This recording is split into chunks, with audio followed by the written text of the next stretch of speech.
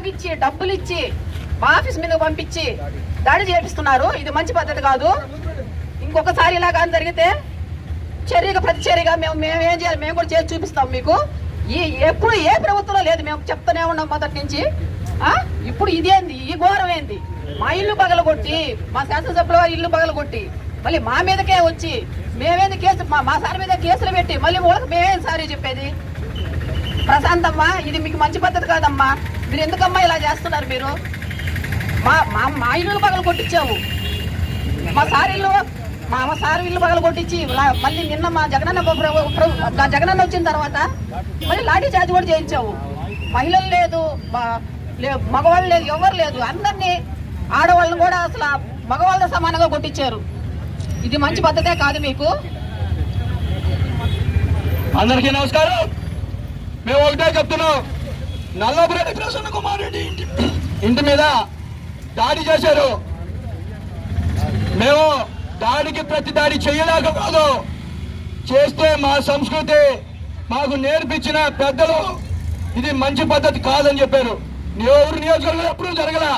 ఈరోజు నిన్న జరిగిన కార్యక్రమానికి మా నాయకులకి కార్యకర్తలకి మేము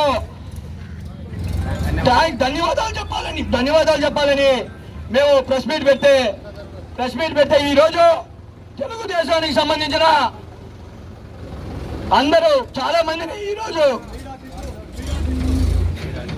పార్టీ ఆఫీస్ మీద దాడికి పంపించారు. ఇదే మంచి పద్ధతి కాదు. ఏం నుంచే మేము స్టేషన్ పోతా ఉన్నాం. సమస్య లేదో దీన్ని ఈ రోజే ఆరంభం తెలుసుకుంటాం. ఎంత దూరమైనా పోతాం.